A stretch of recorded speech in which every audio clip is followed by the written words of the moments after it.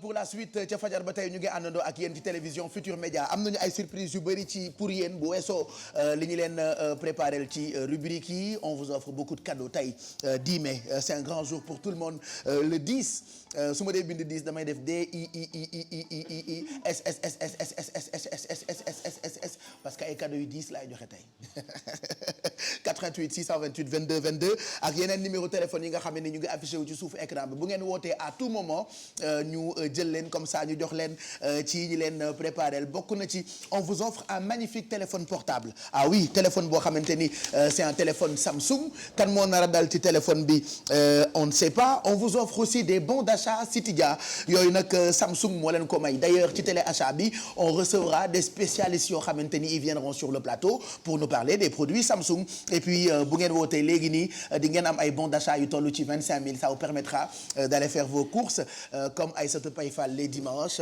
ngeen mën a dem Citydia acheter tout ce que vous voulez voilà et puis voilà on vous offre tout ça fii ba 11h numéro yaa ngi affiché wu noonu ci suufu écran bi on vous attend kan mooy dal ci téléphone portable Samsung bi wala kan mooy dal ci bon d'achat yu toll ci 25 000 ñu ngi leen di xaar 88 628 22 22 wala 88 628 04 05 wala 88 628 65 65 à tout moment même bu fekkee ñoo ngi wax bu ngeen xasee ba woote di ngeen mën a am ci cadeau yi nga xamante ni yéen la ñu koy may en attendant nous allons parler à présent droit comme chaque mardi ak Maymouna Gueye Bambalo tey dañuy waxtaanee lii ñu tuddee détention préventive.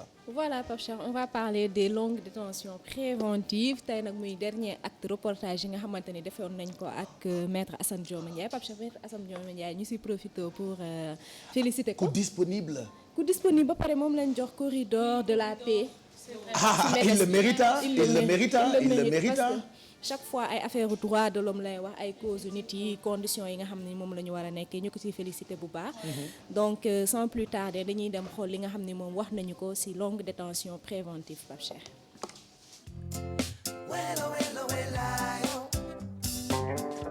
bu ñu nee détention provisoire nag mooy loo xam ne warta yàgg léegi police ak gendarmerie bu ñu defee seen enquête dañuy def enquête jébbal dossier bi procureur bu jotee dossier bi li ñuy wax opportunité des poursuites moom mooy xool ndax dossier bi ñu ko jox am na ci élément yoo xam ne war na mun a tax mu topp nit ki wala déet surtout xam ne mënu koo topp day classé sans suite loolu mooy classement sans suite dossier jóge police gendarmerie procureur xool ne lii kat gisuma ci délit crime classé sans suite par contre su nee nag man gis naa ci loo xam ne mun naa topp nit ki day am deux possibilités soit mu attel la sur le champ mooy flagrant délit comme boo ñëwee mardi jógee gendarmerie wala police flagrant délit mun nañ la atte jeudi bi wala vendredi bi loolu maanaam du am détention provisoire bu yàgg mais su fekkee nag crime la wala muy délit bu compliqué mun na jox dossier bi un juge d'instruction ne ko defal ma information ubbil information loolu nag moo tax ñuy wax détention provisoire dëgg-dëgg juge bi bu jotee dossier bi moom moo lay inculper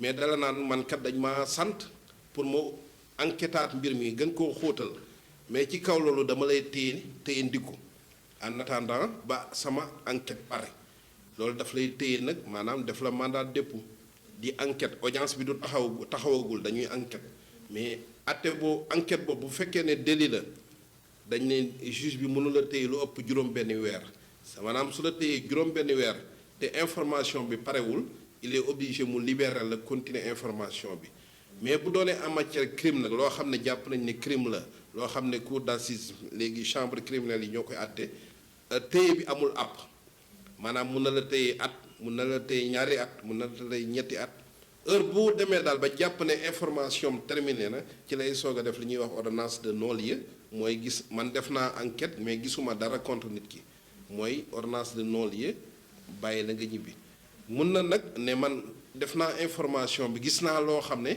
war nañoo mën a topp nit ki loolu mooy def ordonnance de renvoi ñu lay soog a àtte loolu nag mooy indi tey koo xam ne topp nañ ko ci yoon ñu téye bu jéggi dayu maanaam bu téye bi bëree rek ñun dañuy jàpp ne du yoon parce que yaa ngi violé ñaari principe mooy le droit nit ki ñu àtte ko ci diir bu jaadu et ñaareel yaa ngi heurté présomption d'innocence parce que ki ñu téye juróomi at day mel ni peine la même boo ko bàyyi ëllëg ne ko defoo dara itam juróomi at yi mu tëdd daanaka peine la tëdd moo tax détention provisoire muy doon lu doy waar Sénégal militant droit de l'homme yi di ko kaas pour ñu limiter ko comme niñ ko limité en matière de délit ba du weesu juróom-benni weer war nañ ko mën a limiter en matière criminelle ku ñu topp ne da ngaa rey nit wala association de malfaiteurs vol en réunion la nuit yi nga xam ne moom lañ jàpp ne infraction criminelle la ñu ne ku ñu fa téyeeti war téye bi du war a weesu at wala du war a weesu ñaari at sax mais téye nit juróomi at juróom-benni at ba fukki at di fi doon am soog laa atte te wóorul ndax liñ lay topp yaa ko def te buñ la bàyyee aussi kenn du la ndàmpaay amul ndàmpaay maanaam li fi am Sénégal buñ la téye woon juróomi at juge bi def non-lieu maanaam mooy gisuma lu ma la mun a toppee wala ñu yóbbu la cour d'assises ak acquitté la maanaam gisul ne yow def nga dara yow da ngay ñibbi noonu sa kër tas sa àddina yàqu te kenn du la ndàmpaay donc loolu moo tax détention provisoire yi longue détention provisoire yi doon problème Sénégal. Maître Assane Dioma Ndiaye lañ doon déglu ñoom nag ñooyee jox ko corridor de la paix ndaxte yàgg na dox ci wàllu droit de l'homme et tout ce qui s'ensuit et li mu wax ni c'est très important détention provisoire yi souvent day yàgg te ñu ci téye yenn saa yi ñu tuumaal la loo xam ne sax defoo ko détention bi bu yàggee peine la parce que en fait moom lu muy expliquer xam nga détention provisoire su fekkee en matière de délit mooy yenn yi nga xam ne moom la seen àtte gën a yemambaay dafa am benn délai boo xam ne dañ ko jox juge bi nga xamante ne moo yor dossier bi pour mu xam est-ce que yow li ñu lay tuumaal yaa ko def wala defoo ko donc loolu fekk ñoom xeex nañ ba ñu limiter ko à 6 mois c'est-à-dire boo defee délit juge bi moom am na 6 mois pour mu xool ba xam dañ lay juger wala duñ la juger su boobaa dañuy def ouverture information judiciaire wala ñu def instruction le temps ñu entendre témoin bi déglu wala xool histoire bi nu mu demee su fekkee war nañ la àtte ñu àtte la su fekkee li ñu lay toppee jàpp nañ ne defoo ko ñu bàyyi la donc loolu fexe nañ ñoom ba ñu léegi 6 mois lañ ko limité maintenant en matière de crime mooy li nga xamante ni ay meurtre la ay trafic de drogue mooy daal délit yu fort yi daal yooyu noonu amul limitation c'est-à-dire juge bi amul benn délai boo xam ne jox nañ ko pour mu regrouper information pour juger ci nit yi ce qui fait que on peut se retrouver à ce que une personne soit dans les liens de la détention pendant 5 années bépp 5 années yooyu yëpp ñu ngi ciy enquête ñu ñëw daal ni nit ki moom deful dara wala boog ñu dem juger ko ñu acquitter ko te Sénégal ñoom seen loi xam nga am na dëkk yoo xamante ni dafa prévoir li nga xamante ni mooy indemnité c'est-à-dire su fekkee da nga def dañ la téye ba téye bu yàgg ñu jàpp ni que defoo ko wala ñu gis ni que defoo ko bu boobaa dañ lay defaral li nga xamante ni moom mooy indemnité mais Sénégal nag indemnisation yooyu amu fi de ce qui fait que bu ñu la téye bu la yoon téye pendant 5 ans ñu bàyyi la yoon amul mënoo ko porter plainte mënoo ni nañ ma indemniser mënoo ni nañ ma jox dara parce que loolu yoon moo ko permettre juge bi su fekkee dañ la impliqué ci ay délits yoo xamante ni délits yu grave la juge bi am na sañ-sañ téye la fa 5 ans 7 ans tant que moom parewul li nga xamante ni mooy enquête am te bu boobaa yow boo génnee yoon mayu la benn moyen pour nga am indemnisation wala pour ñu ndàmpaay la wala pour nga am daal loo xamante ni di nga ko defalee sa bopp droit de l'hommiste yi di xeex pour ñuy wàññi détention provisoire pour ñu wàññi ko par exemple comme ni ñu nee délit sur 6 mois xam nga bu fekkee da nga def délit bu la juge bi écouté te kenn jugé gu la su demee ba mat 6 mois gis nga ki nga xam ne mooy régisseur prison bi moom mun du sax xaar juge bi moom bu jour bi ñu fay dugg dañ koy noté su matee 6 mois moom am na droit libéré la parce que kenn jugé gu la comprendre nga maintenant nag loolu noonu nga xamante ni ñoom am nañ ko en matière de délit ñoom du ñu bëgg ñu am ko en matière de crime du rey rek ay drogue ak ay euphor yëpp ci crime lañ koy dugg donc chambre criminelle yi moo koy jugé ñoom ñu ne dañu bëgg loolu tamit ñu ne juge bi bu fekkee crime lañ la indil yow nga am par exemple ñu ne 3 ans wala ñun maximum 2 ans wala daal mu am limitation boo xam def nga xamante ni dina am benn pression buy nekk ci juge moo xam ne kii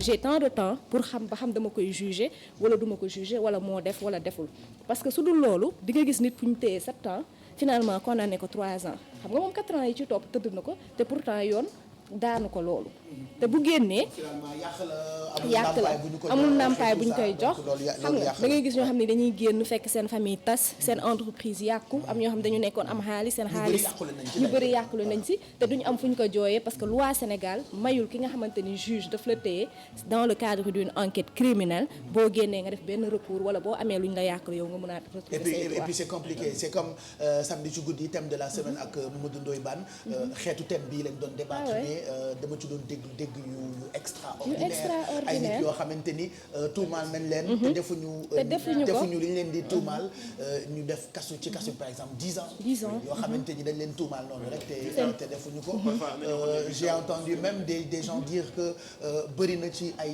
jàpp yoo xamante ni ci kaso yi dafa am affaire kumba am ndey la ak kumba amul ndey quoi te xam nga Sénégal nit yi dañu ragal li nga xamante ni mooy kaso donc nit même buñ ko tooñee dugal ko ci kaso bi mu génn sax ñu xamante ni dañ ko acquitté ba tey dañ naan tëdd na kaso day mel ni yow buñ la ko tuumalee rek day mel ni yow yaa def donc après nit yi duñ dem au delà des faits xool ba xam yow finalement dañ la acquitté wala finalement nii la demee dañ naan tëdd na kaso nee nañ jiinoon nañ ko en tout cas tëjoon nañ ko maintenant préjudice moral boobu nga xamante ni dafay impacté ci sa vie amul dàmpaay xam nga am na dëkk yu mel ni États-Unis ak yooyu bu fekkee loolu daf la dal dañ lay jox ay xaalis bu bëri bien vrai que du dindi li nga xamante ni yàq na ko sa àdduna mais dalal na tuuti nga mën a recommencer sa vie mais yow tey ñu téye la 7 ans nga pare ñu ne la yoon permettre na juge d'instruction mu téye la 7 ans jàpp jékki-jékki ni defoo ko ñu bàyyi la wala nga dem ci jugement ñu acquitté la xam nga tamit loolu je pense que war nañ ci toog daal def ci taxaw seetlu jéem a xool benn durée boo xamante ni dinañ ko ci teg nga xamante ni ku ñu téye nga xam ne au moins yow dans 3 ans dinañ la wax loolu. c'est vrai que boo ko xalaatee sa xol bi yëpp dafay jeex parce que ñu bëree ngi ci kaso yi ñu téye leen fa noonu rek jugé wuñ leen wala ñu leen di liñ leen di tuumaal defuñu ko ça fait tellement man li ma ci mooy dafa wax ni sénégalais yi naqari ci xol dafa naqari trop mais dafa wax ni sénégalais yi kii wuñu ñemewuñu justice mais je crois que ni sénégalais yi dañuy dem du outil information judiciaire comme ni koy wax yenn affaires yi dem di ci xam lijjanti am na ci sama ñoom tante wala sama ñoom yaay yi nga xam ne police outil carte d'identité police sax duñ ko def ndax dañ naan yii c'est ce que je disais un jour justice sénégalaise bu may defar sama passeport il y a pas longtemps mais ma dem bureau passeport ñun ñu fa nekk dañ doon defar le passeport mais boo dugg see da nga gis ni ñëpp ne sama toog alors dañ ne justice sénégalaise relation confiance je pense moo war a am ci suñu diggante ak justice ci suñu diggante ak takk der yi ci suñu diggante ak policier ci suñu diggante ak gendarme relation de confiance moi à chaque fois que je suis dans la rue et que ma seen ay gendarme wala ay policier je suis bien je suis à l'aise voilà mais je pense que ay clichés yu ñu am la rek ci droit ay clichés yu ñu am la et puis mu ne am moyen vraiment évoluer dem ba muy sam sax ay bracelet électronique yoo xamante ni loo xam Europe mën a xew fii vraiment loolu tamit suñu autorités yi war nañ mën a xool yan voies et moyens lañ war a mën a trouver au moins ñu réduire détention voilà en tout cas c'est très intéressant ñu ngi la ci gërëm bu baax may mën a Gueye Bambolo saa yoo ñëwee ñu am ay biir yu am solo ci droit wala ci wàllu économie Assane Diom Ndiaye maître ñu ngi koy féliciter encore ci kori bi nga xamante ni mais kori bi nag suñu kori la parce que moom daf ñuy dimbali bu baax ci yeewu leen di disponible c'est-à-dire à tout moment tu l'appelles mu ñëw defaral la ko et puis ñu ko ci gërëm bu baax ñu ko ci gërëm Pape Cheikh jox kori bi dama doon yooxu en fait nga ni ma waaw canapé ba daa mujj bënn sax dama jox njógu canapé man de wala njógu puso bu ma ko ñawee bi ñu ne Assane Diom waaw yëg ca kaw taxaw rek bënn sama canapé dégg nga loolu jox njógu puso moom it ma ñaw ko waaw koy sax day metti boobu ba tey dama jox njógu karité moom it Dioma moom de mais moom nag kontaan na c'est parce que nee na que nit ñi xamoon nañ ko mais visibilité bi mu am ci yeewu leen aussi mu ngi koy saluer parce que nee na bu defee émission ñu mu jàll si yeewu leen bi téléphone am bi day exploser nit ñi di ko woo yow tamit ñaar lañuy boole wéer ak manquant tamit c'est la seule émission boo xam ne di ngeen ci gis ku manqué waaye di ngeen ci gis ay nit loolu rek waaw manquant yi ñun la ay tam yéen man ngeen man manquant la lii kii la yow ñun manquant yi ñun la ak mat moo taxit njaboot nga waaw di puus di buux damay puus di buux wallaay ba ma jógee Cap Vert waa dama dégg seen làkk bi ba ne ko dégg naa ko di siicu di muucu noonu la ñuy nuyoo di siicu di muucu merci Maïmouna merci tey le 10 Sénégal rek c'est le nouvel album de Youssou Ndour léegi nag compte à rebours bi jeex na am ngeen possibilité am album bi seen biir kër mën ngeen ko déglu à tout moment y a un numéro de téléphone boo xamante ni bu ngeen ci wootee léegi di ngeen ko am muy 77 182 20 82 alors album Bangok c'est un album riche ci wàllu sonorité on écoutera peut-être un ou deux extraits filé que ci kanam en attendant nous allons parler technologie comme chaque mardi ak Merry Beye Diouf alors tey dañuy waxtaanee loo xam ne ni ma nga am Mauritanie et ça peut toujours intéresser ñi nga xamante ni ñoom ñoo nekk ci wàllu TIC. Effectivement Pape Cheikh comme dañu ne yeewu leen TFM fépp lay dem. donc Mauritanie tamit ñoom ñëpp ñu ngi fas coché di nga seetaan ak benn manka tamit un manquant et des doom. donc loolu tax tey jii un nii manquant et des gens normaux. loolu tax tey jii nii ñu dem ba Mauritanie pour indi leen Adina. alors qu'est-ce que c'est que Adina? On va regarder l'élément après ñu ñibbisi pour wax si. Bonjour, c'est Mariam Khan, 28 ans, ingénieure en nouvelles technologies de l'information et de la communication. Je suis actuellement présidente de l'association Hadina Rimtik. C'est un projet de création d'incubateurs technologiques en Mauritanie, initié par des jeunes Mauritaniens, pour la plupart baignant dans le domaine des nouvelles technologies, mais aussi nous avons différents profils variés dans le business, des juristes, des géologues, etc.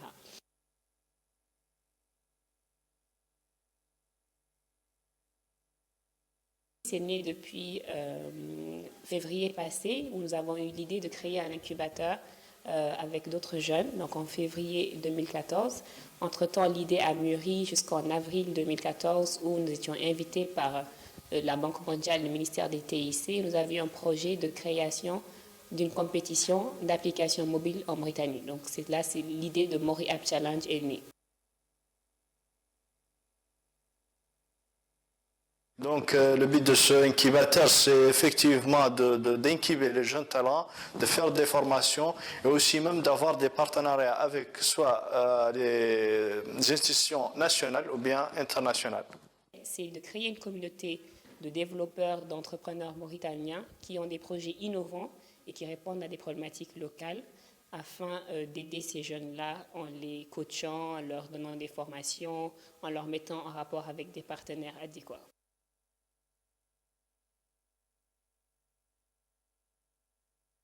Voilà donc Mauritanie la ñu demoon ak Merry Beye Diouf start-up bi mu ngi tudd. Adina Rimtik. Voilà, Adina Rimtik, en fait, c'est une organisation à but non lucratif qui a été créée par de jeunes Mauritaniens. Donc, c'est des jeunes Mauritaniens qui se sont regroupés pour créer organisation bi, mais c'est pas pour am si xaalis wala dara. Donc, ñoom li ñuy def mooy en fait Adina Rimtik, c'est un incubateur qui fait vivre l'innovation technologique à travers la promotion de l'entrepreneuriat des jeunes. C'est-à-dire que ñoom ils se sont regroupés pour favoriser l'entrepreneuriat des jeunes. Parce que dañu xam ne que ne génn école dem di wuti ji liggéey léegi xewatul. Créer sa affaire bopp am sa yëfu bopp moo gën a wóor. Donc ñoom ils sont là aussi pour coacher ces jeunes-là qui veulent se lancer dans l'entrepreneuriat. Donc c'est un objectif dañuy accompagner tous les jeunes porteurs d'idées innovantes. Comprendre nga gunge leen jox leen ay conseils. Créer leen benn espace de coworking boo xamante ne par exemple yow boo créé woon tey sa start-up Mado créé start-up Mamadou créé start-up yéen ñëpp di ngeen mën a bokk benn lieu bi parce que peut-être yow mën nga am sa projet idée mais doo amagum local bu lay abriter wala des choses comme ça. Donc ñoom dans ce sens-là ils innovent en mettant un espace de coworking pour les futurs entrepreneurs. Donc dañuy aussi exploiter tout ce qui est potentiel technologique en Mauritanie parce que c'est un secteur aussi là-bas qui n'est pas assez développé. Peut-être Sénégal moo xaw a raw tuuti mais voilà mais ça reste un tout petit peu te Mauritanie tamit mi ngi ñëw. Li ma ci gën a neex aussi c'est que c'est un projet boo xamante ne ni il y a beaucoup de femmes parce que xam nga Mauritanie c'est réputé être un pays boo xamante ne jigéen ñi xam nga affaire yi nu mu mel foofu quoi duñ ci sore mais on voit que maintenant les femmes voilà commencent à prendre le pouvoir même en Mauritanie dans le domaine de la technologie. Voilà te ils ont essayé d'innover aussi en quoi faisant dañuy permettre aux start-upers de bénéficier d'un appui et d'un accompagnement plutôt ainsi que des opportunités de financement. C'est-à-dire ñoom duñ la jox juste ay conseils dañ lay jox aussi ay opportunités de financement. Fii nii am voilà fii nii am na entreprise buy def bu mel noonu même si ce n'est pas dans le titre voilà. Donc c'est assez innovant en fait parce que man fii Dakar gisaguma fi en tout cas quelqu'un dans le domaine de la technologie qui a créé cette sorte d'organisation là. Donc comme li mën nañ roy lu baax mën nañ def aussi loolu parce que quand même à Dakar il y a beaucoup de jeunes entrepreneurs yoo xamante ne peut-être xamuñu nu ñuy commencer Bon, il y a des institutions ici comme le FONGIP et tout ça, et l'ANPEJ qui sont là pour aider.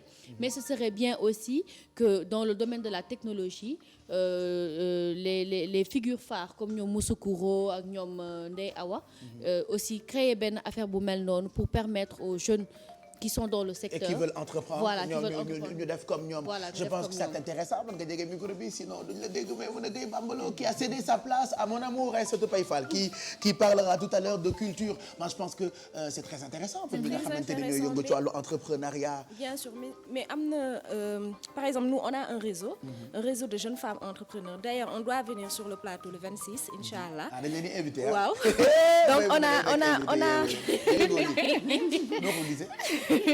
donc on a la maison de l'entrepreneur. D'ailleurs on fait le lancement du centre incubateur. Ce sera le 26 mai courant. Donc benn maison la boo xamante ni képp kuy entrepreneur. boo ñëwee da ngay retrouver lépp li ngay soxla. Ça veut dire la chambre de commerce, l'IPRES, l'APIX. Donc da ngay am brochure li nga soxla yëpp pour def entrepreneuriat. Oui, c'est très intéressant et puis c'est ay jeunes femmes la yoo xamante ni dañuy liggéey dans tous les domaines. ñoom ñoo regroupé wu am idée boobu parce qu'en fait on a vu que fii booy commencer doo xam fooy aw. Donc boo amee nag la maison de l'entrepreneur, c'est-à-dire tu as envie d'entreprendre, tu viens directement ñu ne la fii ngay aw fii ngay aw fii ngay aw. Et puis comme c'est un réseau, si profil boo nekk rek di nga am kenn ku la mën coacher. Voilà, surtout que maintenant nouvelle technologie dafay permettre affaire bi gën a exploser en fait. Effectivement, en passant par Twitter, en passant par Facebook, en passant par voilà d'autres réseaux sociaux. Du nekk sax réseaux sociaux, mais yow en tant que mën nga nekk incubateur, mën nga créer sa benn affaire bu ndaw avec tes amis d'ici évoluer parce que quand même quoi qu'on le dise, c'est un secteur encore vierge hein, et vraiment mën nañ ko exploiter lu bëri pour am si voilà, c'est pas encore un milieu saturé. Donc voilà, c'était ça tey laa leen indiloon. Mais très intéressant. Très intéressant. Je rappelle que mën ngeen ko amaat ci YouTube bi /TFM, donc ça s'appelle Hadina Rimtik Voilà. Mauritanie. On les encourage hein. Oui. Parce que waxuma góor ñi rek mais jigéen ñi fa nekk gis nañu ni ñu ngi dawal ay combats yu am solo. C'est des combats nobles. Donc merci de nous avoir présenté start-up boobu nga xam ne ni ça permet aux jeunes entrepreneurs mauritaniens de bien évoluer ci seen ay domaines. Et à propos de TIC, tout à l'heure on en a parlé, Mamadou Ndiaye, Youssou Ndour a reçu hier blogueurs yi. waaw moom lañ doon waxtaanee sànq Youssou Ndour ci lancement wu album bi nga xam mi ngi tudd Sénégal rek moom recevoir na blogueurs sénégalais yi comme ni ñu koy waxee rek internet dara du ci nëbbu.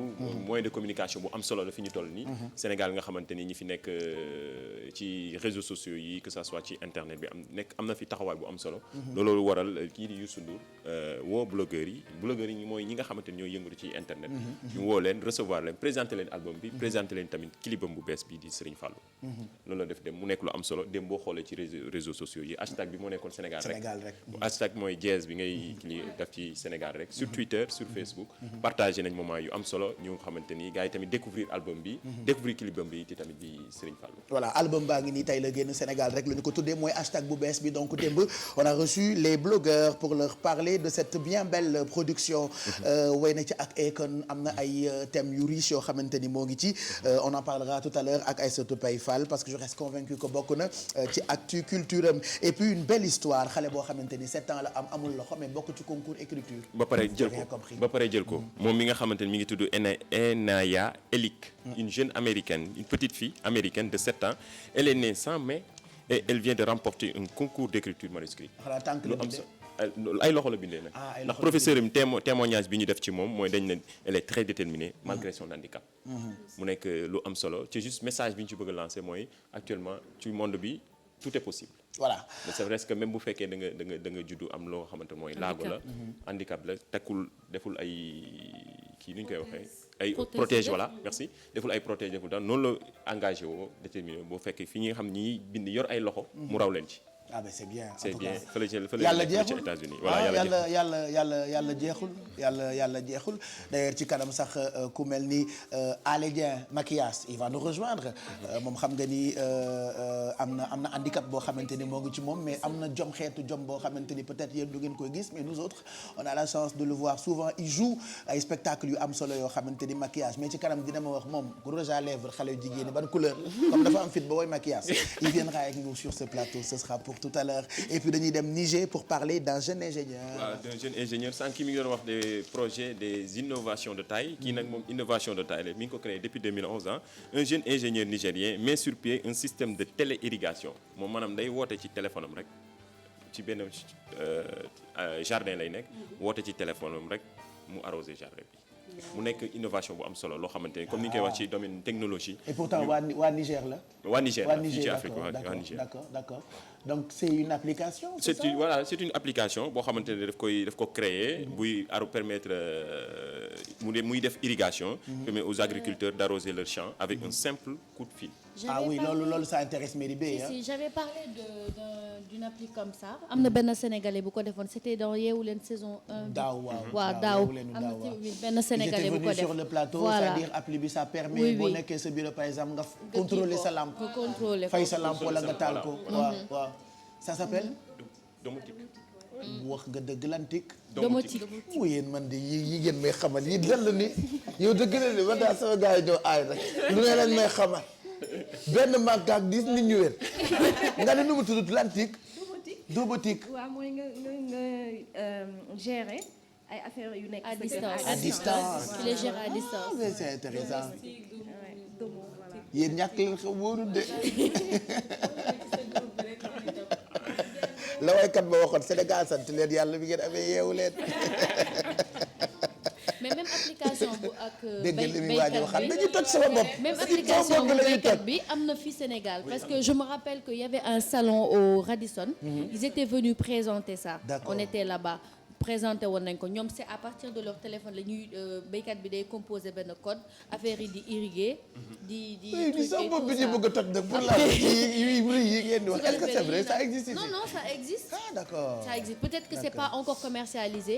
mais prototype bi génn na te présenté nañ ko. voilà d'accord pour le cas de Mama Kali moom nigérien bi nga xamante ne moom dafa commercialisé bosom actuellement depuis 2011 la ko créé 2013 la ko commencé commercialiser.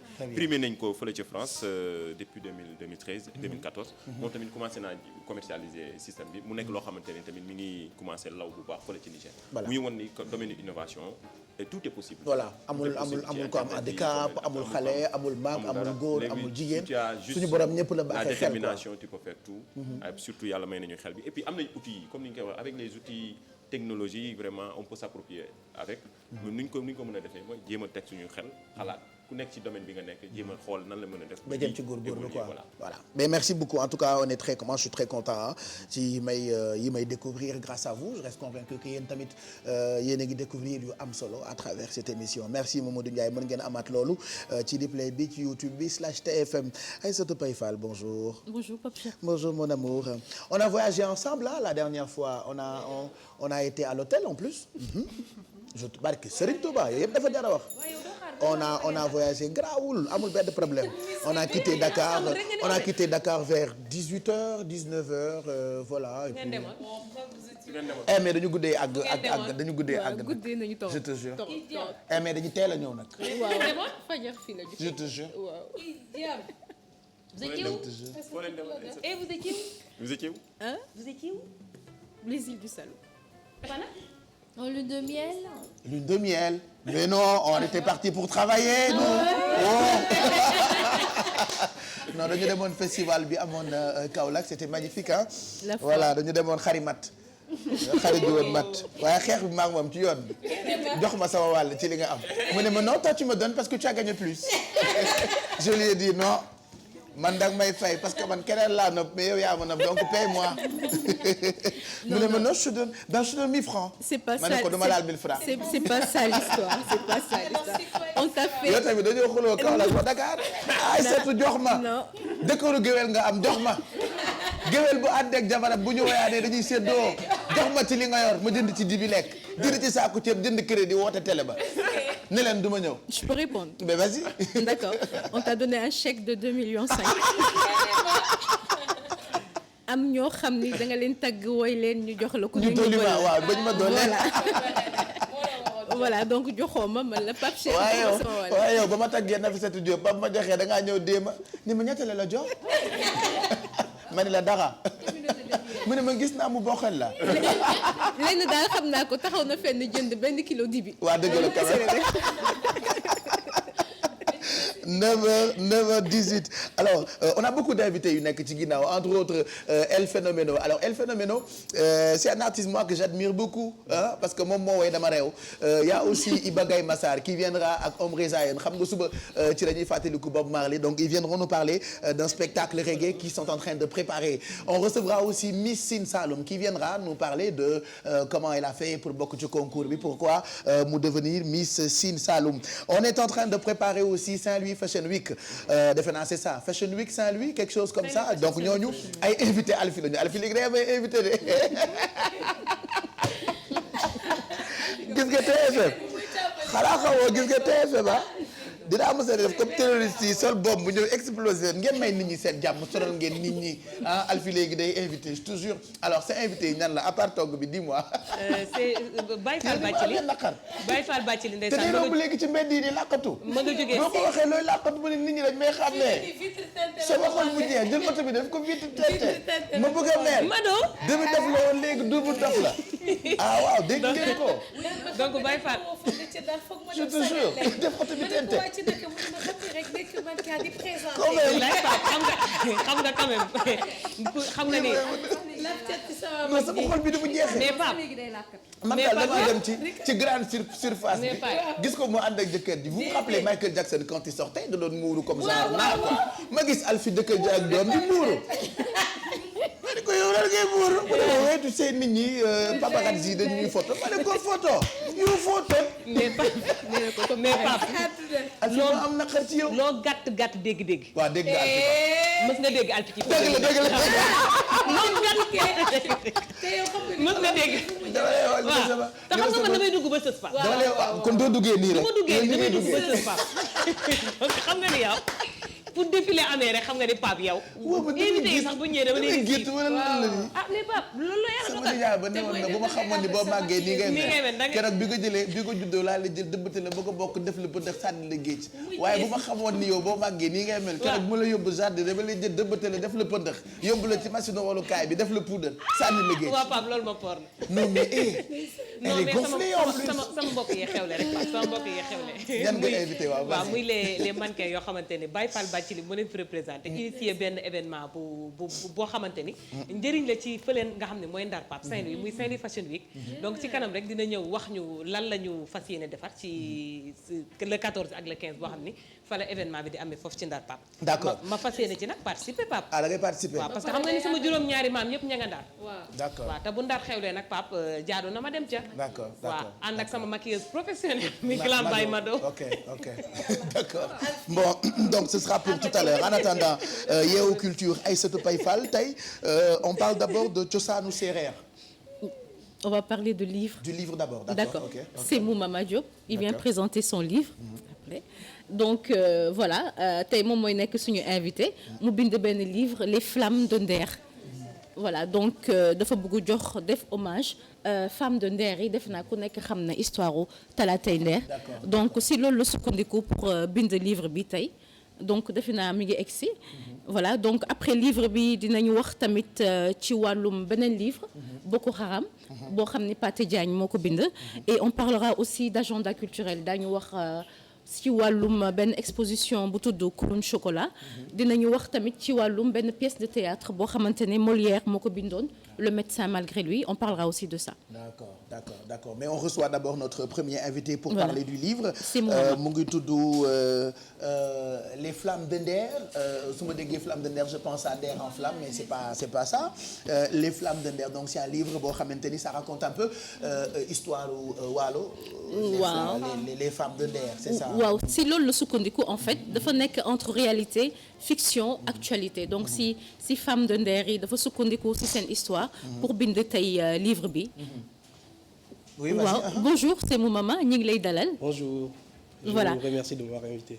d'accord donc tey nga ñëw Yeewu Leen présenter ce livre bi Les Flammes de Nder ku dégg Nder Flamme de Nder nga fàttaliku histoire u Talatay Nder Waalo jigéen yi nga xamante ne bi moor yi buggee ñëw jàppaleen def leen ay esclaves ñu bañ ba dem ba lakk seen bopp wane bravoure wane dignité mu nekk ay valeurs yoo xamante ne yow yaa ngi koy wax ci livre bi mu nekk tamit lu mel ne da nga bëgg a dekkaliwaat tuuti histoire u Nder ndax dafa mel ne dañ ko xaw fàtte léegi ma bëggoon nga dellu si tuuti si titre bi nga taamu wolof laa lay làkk nag xam nee nga ma mënoo wax wolof mais man su ma la waxee wolof bu la neexee nga tontu si nasaraan. Si mun naa wax wolof sax mais xam naa je serai plus à l'aise en français. D'accord, allez-y. Parce que bon le livre a été écrit en français et puis bon moi c'est ma langue de travail quoi. D'accord. Alors pourquoi les flammes de Nder? Effectivement vous connaissez un peu le mythe de Nder, Talatay Nder comme on dit au Sénégal. Parce que pour moi ce fut un acte fort de résistance. Et donc je voulais revenir sur cela. Dans cet ouvrage de géopolitique fiction, parce que ce que je dis dans le livre, c'est que Tombouctou est pris, Bamako, Mopti, et ainsi de suite, et que les djihadistes, les fanatiques, je ne parle pas de djihadistes dans le roman, je n'utilise pas ce vocable, je dis que voilà, ils sont aux portes maintenant de Nder, et que les femmes se souviennent tout d'un coup qu'elles sont les dépositaires en fait d'un acte très fort de résistance et elles n'ont pas le droit de vaciller. Donc elles entament une résistance qui va se solder effectivement par une tragédie. D'accord nga jot bi mooy sa ñeenteelu téere booy bind. waaw bu njëkk bi moo doon le dépositaire. nga toftal si Thalès le Fou. boo xamante ne amoon na controverse bu bëri bi nga ko génnee ndaxte da nga xawoon laal ci mbirum suñu wàllum gouvernance politique ak politiciens yi ni ñuy doxalee mu nekk loo xamante ne am na ñoo xam ne neexule noonu après Thalès le Fou nga bind en attendant le jugement dernier. bii di sa mujjum livre mu mel na si sa livre yëpp. dafa am ay looy joytu pas joytu mais loo xam ne yaa ngi koy dénoncer ci suñu vie sociale ci suñu vie politique. waaw parce que Sénégal moom moo ñor donc quand j'écris sur le Sénégal j'écris sur l'Afrique parce que je pense qu'il y a pas mal de choses sur lesquelles nous devons réfléchir xoolaat nu ñuy doxalee lu tax ça ne va pas bien et il faut pas toujours pointer du doigt l'extérieur en disant que c'est les autres qui sont arrivés, qui nous ont colonisés, qui nous ont pris en esclavage. Si tout ça est arrivé, c'est parce que aussi nous avons des choses qui ne vont pas et qu'il y a pas mal de tares dans ces sociétés auxquelles il faudra qu'on débatte et qu'on puisse y remédier. D'accord. Si sa préface dafa am benn phrase bu ma jàpp da nga ne j'ai convoqué l'histoire à la barre de l'actualité, pas pour qu'elle réponde de ses crimes, mais pour qu'elle lève le voile sur ses impostures. Donc mu mel ne da nga jël histoire bi. li ñu jot a dund loo xamante ne nga boole ko ak ñun lu jàll ci histoire bi nga boole ko ak loo xamante ne fu mu toll nii mooy actualité lu ci mel ne lu xew Gao lu xew Mali te ci sa livre bi yaa ngi wax ne que ñoom moor yi ñi ñëw ku tudd Ould Makhtar nga xamante ne dafa ñëw pour envahir Mali mais li nga wax tamit mooy ne tentacule mi ngi koy étendre ba Sénégal est-ce que yow da nga gis ne loolu mën na am ci période bi nga xam ne ñi ngi joytu wàllum fanatisme comme yow bëggoo ñu wax djihadisme. Voilà, je préfère qu'on parle de fanatisme parce que bon ces gens se réclament de Dieu mais il y a le prétexte rek la ci ñoom c'est pas loolu moo leen yëkkati donc je préfère qu'on parle de fanatisme, c'est une sorte de fanatisme mais motivé par d'autres intérêts. Voilà, qui ne sont pas des intérêts, qui ne sont pas liés à la religion. Parce que ces gens-là ont des comportements qui sont aux antipodes de la religion. Seulement, il faut que nous fassions attention parce que l'histoire a tendance à se répéter.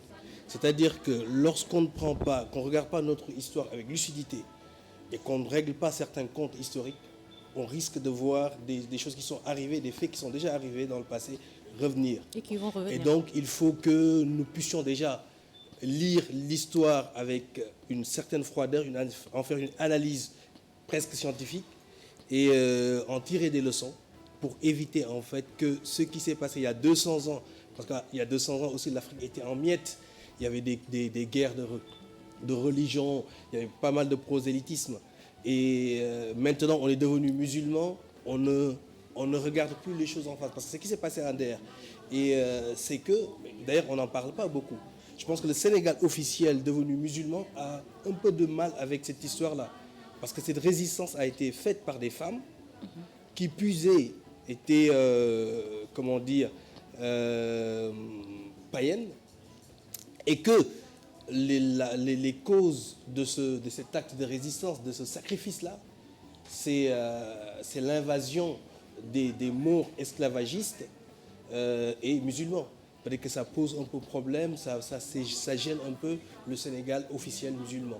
Et c'est pour ça, je pense que Nder n'est pas vraiment mise en avant. On n'en parle pas beaucoup et que l'histoire est très mal connue. D'accord. Vous pensez que les flammes vont toujours brûler, les flammes de Nder, à votre avis? Pardon? Est-ce que vous pensez que flamme de Nder yi day nekk loo xamante ba tey dina nekk d'actualité? Est-ce qu'on peut avoir toujours cette résistance par rapport à certains problèmes qui se posent, que ce soit sur le plan politique, sur le plan social, sur le plan éducation, par rapport à tous ces problèmes qu'on vit? Est-ce que là, les flammes vont toujours brûler? loolu neex na de waxaat ko. C'est bon? Oui, effectivement. Je pense qu'il faut qu'on en prenne de la graine. C'est-à-dire il faut qu'on se mette à résister. La résistance n'est pas seulement... c'est pas seulement cet acte de bravoure qui demande un sacrifice de son corps, un autre d'affaire de son corps. Ce qu'il faut faire, je pense, c'est que sur tout ce qui se passe actuellement, sur toutes les choses qui nous dépassent ou bien qui sont un peu qu'on ne trouve pas normales, il faut à un moment donné qu'il y ait des actes de résistance.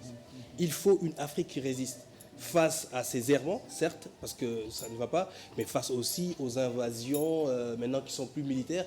Mais il y a le néocolonialisme, il y a la mondialisation, il y a énormément de choses qui se passent et qui ne vont pas dans nos intérêts, dans le sens de nos intérêts. Et donc, il faut qu'on résiste et qu'on trouve nous-mêmes des solutions. Mais il faut qu'on arrête aussi de résister. Il faut qu'on ait le sens de l'initiative. C'est ça qu'on n'a pas. On réagit tout le temps et on est toujours, on a une longueur de retard par rapport à beaucoup de choses. Tout à fait. C'est ça le problème. Pape Cheikh? Voilà. Non, mais merci. En tout cas, c'est un livre bu ñu mën a am fu mu disponible.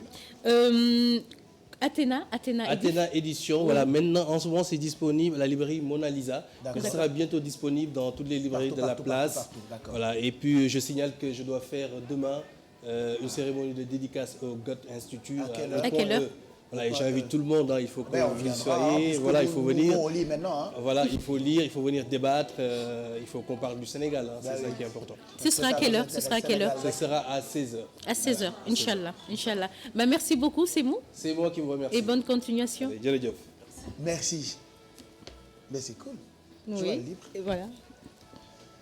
Les flammes de Nder. di xaar mu génn rek. mayuma la ko de. Mama Diop. Les flammes de. yow gis nga ay voilà. Oui. Et que maa ngi mel ni daf ma intéressé nag. Oui, effectivement. Oui. Oh. Mais je sais que ça t'intéresse. Évidemment, on viendra. Savez-moi, le français c'est ma langue de travail, c'est mon outil de travail. yow tam noonu la ñuy làkkee xam nga nii gàtt dégg nga intellectuel de haut niveau. Oui, mais en tout cas, on est très ravis de savoir qu'il y a des jeunes yu am xalaatu jox valeur histoire au Sénégal. Hein. Je pense que les femmes de Nder, il a dit qu'on n'en parle pas assez, mais je pense que dañ cee wax a ba woykat yi woy ko. Donc du coup non, mais est-ce que du parce que xëy na dañoo toppatoowul foofu tamit, je veux dire dëkk boobu ca Waalo xëy na dafa fekk ne amuñu yenn kii ba tey yenn infrastructure yeeg yooyu yëpp. waa lakk na waa kay xam nañ ne lakk na moom loolu kenn weddiwu ko. waaw.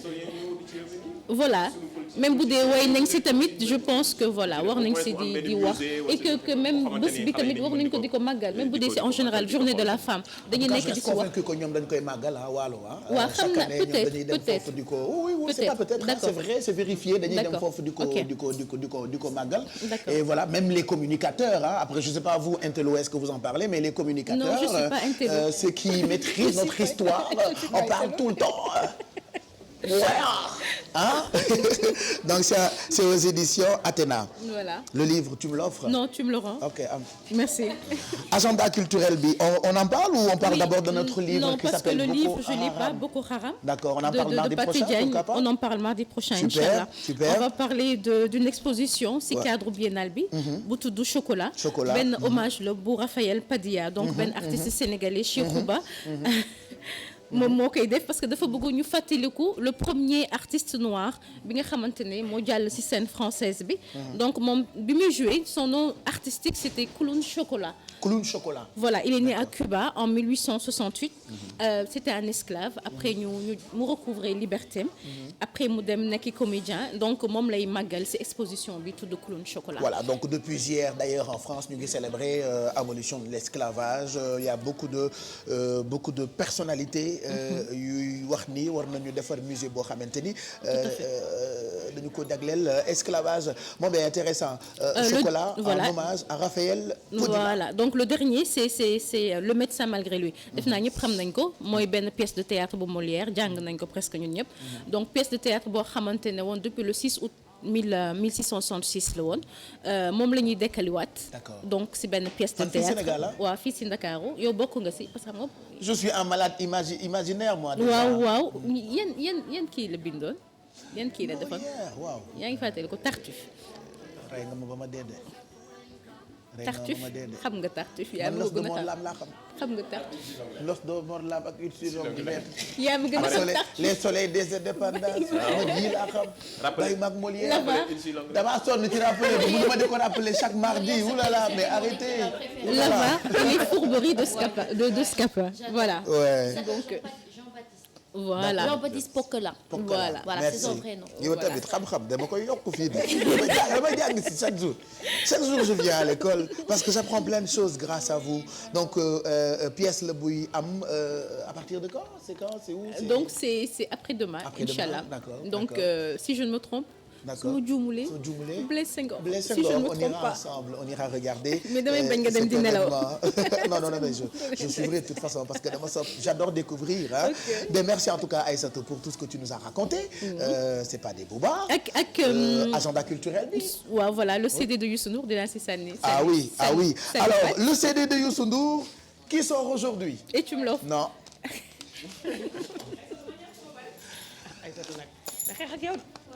Donc tu disais par rapport ak CD Youssou Ndour bi. voilà comme fans la. D'accord. même bu dee damay liggéey ak moom. donc CD bu neex la mais bu ma ko dégluwul xam naa ne neex na benn woy laa si déglu.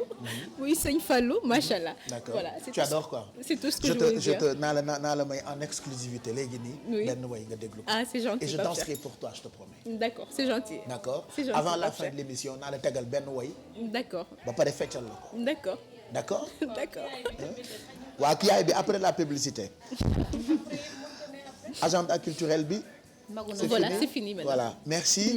Il y a aussi un événement buy am bu ñu tuddee Miss Sine Saloum 6e édition. Miss Sine Saloum muy am Ndangan Sambou. Oui, Ndangan Sambou. Nous recevons sur le plateau monsieur et madame Lopez. Vous êtes les organisateurs de Miss Saloum. Bienvenue. Parlez-nous de cet événement. C'est la 6e édition qui se prépare, c'est ça? Ouais, c'est ça. Tout à fait. Donc nous sommes propriétaires de l'hôtel Cordon Bleu et promoteurs de cet événement depuis 6 ans maintenant. C'est une aventure qui a commencé un petit peu de manière artisanale. L'idée, c'était juste de faire une soirée à l'hôtel.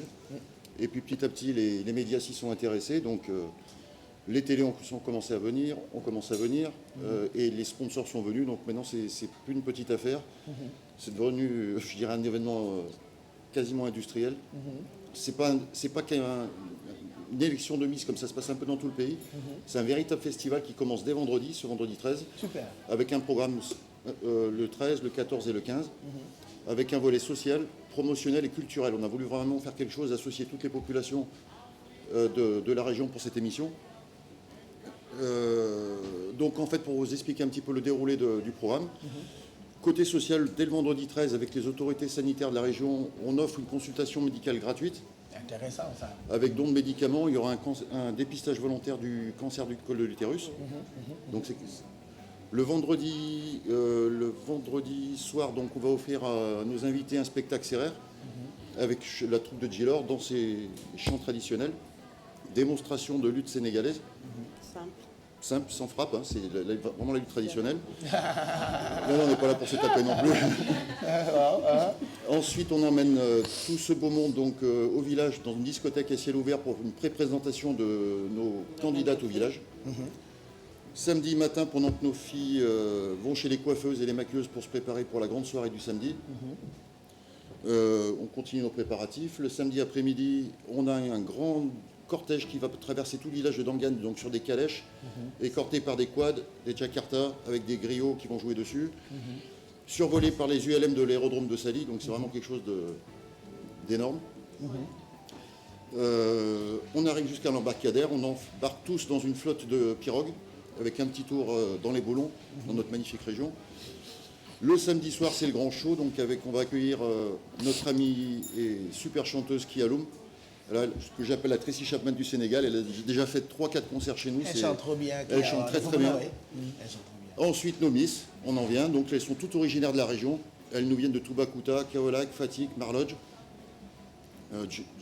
Djilor, ils sont tous de la région du Sud-Est. D'accord. Alors je pense que madame Lopez sa jëkkër wax na waaye yow tamit war nga cee sànni ay kàddu parce que yow doomu Sine nga. Man je suis de Dakar. Ah tu es de Dakar mënatuma koo bañ. waaw parce que foofu nga bokk en fait. Donc depuis 6 ans ngeen di def Miss Sine Saloum naka la sélection bi di demee jigéen ñi dëkk ci village bi la wala ci village yi nekk foofu noonu autour ñoom ngeen di boole ñu def concours de beauté bi. Comme nous m'avons expliqué, je vais m'expliquer un peu en wolof. Nous m'avons expliqué au début Miss Cordon Bleu la woon. D'accord. Parce qu'on s'est dit que basse saison mu ngi ñëw. waaw nekk tourisme dafa metti. waaw on s'est dit basse saison mu ngi ñëw il faut que ñu organiser soirée. Au moins pour arrondir les fins du mois. D'accord. Donc et il y avait des amis. ñoo xam ne ñoo yoroon restaurant Le Courtois à Dakar. D'accord. ñu ñëw ils ont l'habitude d'organiser des Miss ñu ñëw nañu. Et pourquoi pas ngeen def élection de Miss. Et comme avant c'était un peu compliqué pour filles yi nekk foofu pour ñu défiler. C'était pas beaucoup daan nañu défiler mais c'était pas très très courant. Donc les filles étaient de Dakar. On est venu chercher les filles de Dakar qui sont venues défiler à l'hôtel pour faire la soirée. D'accord. Et après. Donc au départ c'était juste lu ngeen defoon nii un truc voilà, comme ça. Et voilà de fil en aiguille mu dem ba nekk lu mag quoi. Et après les filles du village il y a des filles qui m'ont interpellé pour dire pourquoi pas nous on veut défiler. Ben oui. Et l'année prochaine, l'année d'après du moins, on a fait Miss Nangan. Comme c'est sorti de l'hôtel. Et l'année suivante après on a fait Miss Sine Saloum. D'accord. Voilà. Et depuis lors ngeen def Miss Sine Saloum. ay séeréer rek ay défilé wala. Il y a des Peuls, tu sais, le Sine Saloum, c'est... Ouais, mais il y a beaucoup de serreurs aussi. Hein. Moi, je ne viendrai pas parce qu'il y aura beaucoup de serreurs. Non, évidemment, dinaa ñëw parce que ça a l'air intéressant. Alors, rendez-vous à partir de ce vendredi. 2 jours de festivités, c'est ça? 3 jours. 3 jours de festivités. Quel sera le message? Elles sont déjà choisies, oui, les filles qui doivent défiler? Oui, on a 12 finalistes. On a vu presque 90 filles en casting. D'accord. Ce qui est important aussi, c'est qu'on a signé un partenariat avec Miss Sénégal. D'accord. Donc, elle viendra. La gagnante sera d'office candidate pour le concours national. Ah, d'accord. La gagnante donc va représenter le village. Enfin, soit Fatick ou Kaolack, parce que c'est par région. D'accord. On veut vraiment promouvoir cette région qui est méconnue de certains Sénégalais. Ben oui. Donc on veut dire aux Sénégalais qu'au Sénégal on a de très belles régions qui méritent de très bons coins. Ah oui. Dont le Sine Saloum. Voilà. J'insiste sur un point, c'est que on ne va pas parler de sponsor parce que ça on ne peut pas le faire. Simplement on a reçu, pour vous dire que c'est pas une masse à faire, un soutien qui nous a vraiment touché. C'est une forme de reconnaissance pour ce qu'on essaie de faire pour la promotion de notre région. On a reçu un soutien de la présidence de la République. Très bien. Ils seront présents là, et de l'agence sénégalaise de promotion touristique également. Super. Et puis la TFM, vous serez là avec Dakar ne dort pas. On vous accompagnera de toute façon. Bien sûr. Voilà, bien évidemment. Merci en tout cas d'être passé nous voir, monsieur et madame Lopez. Donc rendez-vous ce week-end pour la 6e édition de l'élection Miss Saloum à Nangan Samb. Au cordon bleu. Voilà, au cordon bleu. Merci. Merci beaucoup. jërë ngeen jëf loolu ba tey ci agenda culturel bi la bokk de je te jure c'est top hein, quand dans certains coins ñu organiser ñoom tam seen ay cérémonie bopp pendant les vacances je vois qu'il y a beaucoup de régions dañuy organiser ay Oscar des vacances et tout ça voilà ça ne peut être que bien pour tout le monde alors El Phénomène dañ koy téye ba ci kanam non dañ koy téye ba ci kanam parce que il faut que mu ñëw expliquer ñu li mu woy fan la ko teg joxo ma lekk joxo ma naan nga bëgg ma voilà il va nous parler de ça mais en attendant Iba Gaye Massar va nous rejoindre ci plateau bi Iba Gaye Massar la ñu bëgg mu rejoindre ñu ci plateau bi il est venu avec Ombre Zion alors on prépare demain le 11 mai hommage à j'allais dire Michael Jackson hommage à Bob Marley mais en attendant est-ce que vous avez envie d'écouter un titre bu Sénégal rek de Youssou Ndour oui da ngeen bëgg a déglu oui da ngeen bëgg a déglu mais tuuti rek de tuuti rek voilà Pape Samba dañ leen tegal tuuti rek tuuti laa leen di may alors titre bi ma bëgg a déglu mooy songu daan bi mu def ak Akon laa bëgg a déglu tuuti rek tuuti rek.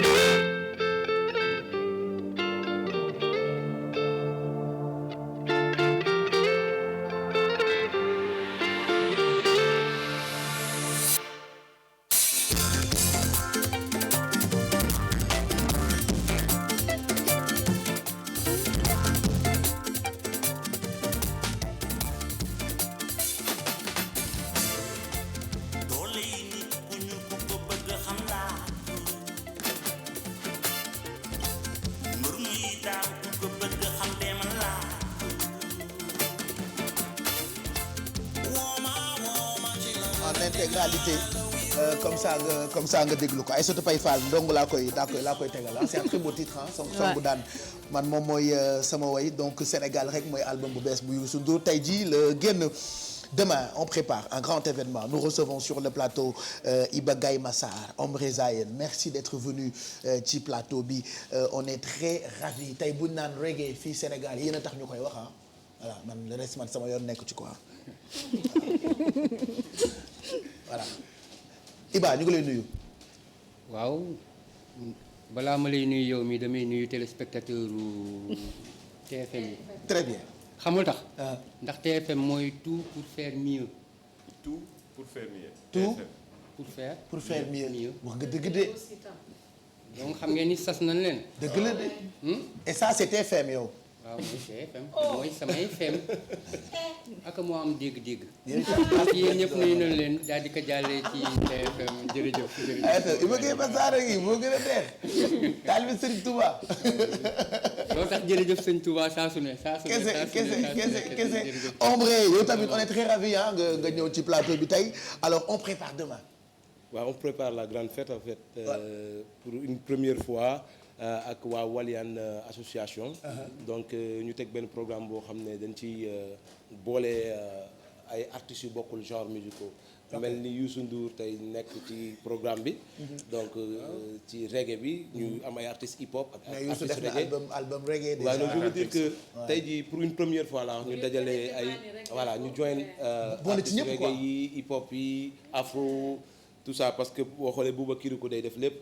par exemple ay artistes yu bëri leen dajale ñu mel ni Youssou Ndour DJ Awadi. hip hop lay def Degeti Xuman Ombre Zayen Bouba Kirikou Tim Shell Iba Gaye Massar Siste Uli Empress Seria Neighbors Band African Dinkelu Ndama Fati African Black Roots Ice Elam ak yeneen artistes. donc et puis tous les grands du reggae ngeen boole ci programme bi. on peut dire que c'est un festival alors mën nañu ko une première fois donc voilà festival et c'est une grande première. mais pourquoi ce choix pourquoi defu leen comme partout dans le monde boole reggae maa ni kese à 11 mai mais vous vous êtes dit voilà tous les ñi def musique yëpp lañ ciy boole pourquoi. waaw juste nii rek. c'est pas pour indi question de date mais par exemple Amala Doucouré en 1988 à Blaise Senghor def nañ fa benn 11 mai boo xamee ni Père Ouza ma nga fa woon. voilà c'était juste pour montrer mais li ci intéressant mooy quand c'est pris par des jeunes. parce que c'est eux qui comprennent. xam nga tell the children the truth. mag ñi dañ doon wax jàppal bàyyil nii mais ñoom nii moo am nanditema voilà donc ñoom ama nga xamee ne musicalement am nañu benn ouverture boo xamee ni léegi waratul nekk intrinsèque bopp sa bopp yooyu ku nekk di rënk naan la njaboot gi non ñun ñëpp a bokk partage quoi moom mi nii